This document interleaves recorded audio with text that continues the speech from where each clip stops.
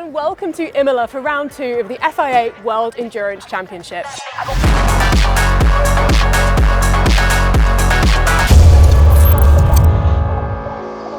My name's Alexa Rendell and I'm joined by Sam Smith as we bring you the preview for the race weekend we have coming up, brought to you by Le Mans Ultimate, the FIA World Endurance Championship official game. Now, as you can see, we're somewhere pretty special, not just surrounded by cars, we are also here at the iconic Imola circuit. Sam, it's WEC's first visit to this track. It's historic, it's grand, it's well loved. What can we expect from the race this weekend? Well, the names speak for itself. Piratella, Rivazza, Tosa, the Villeneuve King. Are you just making up Italian names at this point? This is my own, Italiano, but you know, those names of those corners just roll off the tongue. And what they mean is a real challenge for the drivers, especially when there's a big grid of two classes, because the management of traffic is going to be the key topic come Sunday afternoon. They're going to have to be finding creative lines. It's a super narrow track, but I think as well there's a little bit of elevation on this circuit as well. Okay. So trying to just get a perspective of where they can do that, particularly the hypercars getting through the GT3 cars, is not going to be easy. So I think there's going to be a huge challenge with that. I think it could be the deciding factor of the race.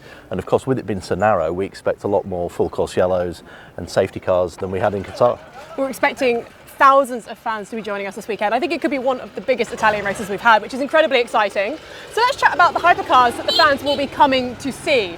We've got to, of course, start off with Porsche Penske Motorsport, who took their first win in the World Endurance Championship last time out in Qatar. And quite frankly, it was Porsche-powered dominance on that podium. Yeah, there was a lot of surprise, but this is Porsche. This is endurance racing. We know they're going to get it right eventually. Yeah, there were some disappointing races last year, but they were building. They were actually just understanding that 963. And now they've got the vehicle dynamics right, they've got the traction much better than last season that we saw. And of course, what we saw in terms of the star performer really was Matt Campbell. Phenomenal. In that car. Absolutely superb performance from Matt. But the winners, Kevin Estre, Andre Lotterer, they did a superb job as well. So I think they'll be, let's say they might not have the advantage that they had in Qatar, but they're going to be near the front, because in every sector, in every, in straight line speed and in what they were doing in the corners, they were probably the class of the field throughout Qatar. Well, when in Italy, we of course have to talk about Ferrari. There's going to be 3 Ferrari-powered hypercars on the grid this weekend. Qatar wasn't fantastic for them when we were in Monza last year. Toyota even beat them on home turf. What can they do now that we're back on Italian soil? Nothing like a bit of revenge, is there, to give the Tifosi. The Tifosi are going to be out in force, I think. Again, they obviously are. They, if they hear an engine from anywhere in a 60-mile radius, they're going to be at a racetrack. Ferrari, I think, will be super strong this weekend. I kind of fancy that number 50 car. Antonio Fuoco, he's won here before in his career in single-seaters. He's shown ferocious speed in that car. They haven't won a race yet. There's this nice bit of rivalry with the 51 car, and I just think Ferrari, they've got their best chance of winning on home soil, so I expect them to be near the front. Well, I mentioned it just then that Toyota beat Ferrari on home soil this time, well, not quite this time last year, but around this time a year ago. They weren't really up there in Qatar, apart from the exception of Nick de Vries's phenomenal qualifying lap. Are we expecting any different this weekend?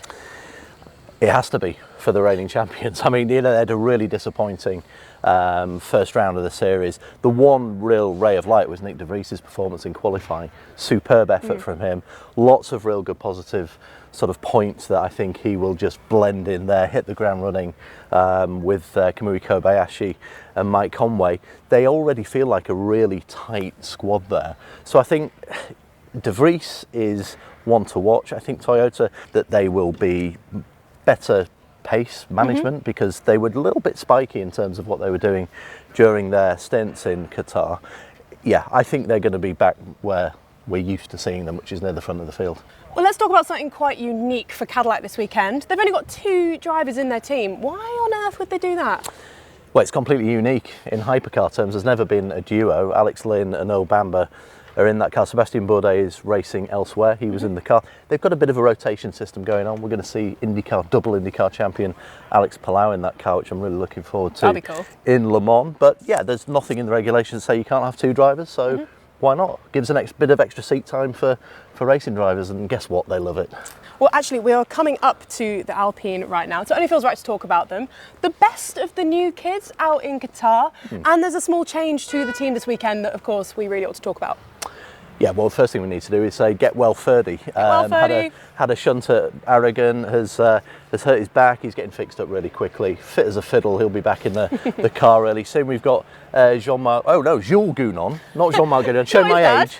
Not his dad. I knew his dad quite well, but yeah, Jules Gounon is going to be in that car. We've got Nicolas Lapierre, Mick Schumacher, and Matteo Vaxivière in this car, and I thought they did a really, really strong job. Really good sort of foundation for what they want to achieve this season.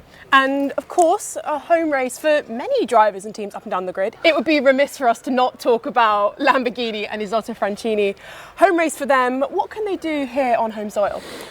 I think for Isotta it's way too soon. You know, they need to really just get the laps and get some reliability and get some consistency in what they do. Lamborghini, I think there were sort of elements that they picked up from Qatar. Yeah, there's definite promise there. Daniel Kvyat, you know, he proved to be quick. Edo Mortara, let's call him half Italian, shall we? Half Swiss, half Italian. But we've got 13 Italian drivers on the grid and 6 Italian teams, so there's a lot for the Tifosi to get their teeth into, as well as the obvious Ferrari Works team. Well, actually, speaking of that Ferrari Works team, let's move on to LMGT3 and start talking about what the Ferrari AF Corse project can do in the GT3 class. Are we expecting big things from them this weekend? Yes, I think the number 54 car will be good. I've kind of... The one right next to us. This is the one. Lovely timing, yeah. Thomas Floor, Francesco Castellacci and Davide Rigon, of course. You know, Davide's won races here before. Castellacci cut his racing teeth at Imola as well. So I thought they had a really good Qatar. They didn't quite get on the podium. They weren't far away. Just lost out in the last few stints. But, you know, they're always dangerous. And I think a lot depends on Thomas Floor. I mean, the bronze categorised drivers on a narrow track with the traffic. It's a big ask. A lot's going to be just about keeping those clean and just keeping some consistency in the car. Well, let's also talk about our winners from Qatar, the Porsche and Manthey PureRxcing team. A phenomenal debut from them. They did a really good job. Yeah, really good Serious job. Mic drop vibe. It's like, impressive. Yeah, Joel Sturm, Klaus Bachler and Alexander Malakin. You know, not names that we know from WEC, but excellent debuts from the two that I mentioned in the first place there. You know, they were the clear pace setters. I think the Porsche will suit this track. You know, we've got 2 pretty quick chicanes, Variante Alta and Variante Bassa. I think they'll be pretty good there over the curbs. And yeah, I mean, again, in GT3, I think there's some great ingredients there to just have a multi-manufacturer battle throughout the whole 6 hours on Sunday. It's also really important to talk about Aston Martin, 2nd and 3rd in Qatar. I'm looking down the grid at them now. I think they could do something special here this weekend. Yeah, the Heart of Racing car in particular impressed in Qatar. Alex Ramirez, Daniel Mancinelli and Ian James did a fantastic job there. They were really good in qualifying as well. They've learned quite a lot since coming in halfway through last season. I think they could be a dark horse, and actually when we get onto our dreaded predictions, they're sort of filtering their way into the forefront of a win for Aston Martin here this weekend. And actually, whilst we are here, one final LMGT3 car I want to talk about is, of course, number 46, belonging to Mr. Valentino Rossi, a legendary name here in Italian motorsport. I think the Italian fans will be here in their thousands to support the man himself. Is it too much to ask for a podium from them? Nope, they weren't far off, were they, in Qatar? No. 4th place. I thought Valet did a really good job. I mean, it was his debut.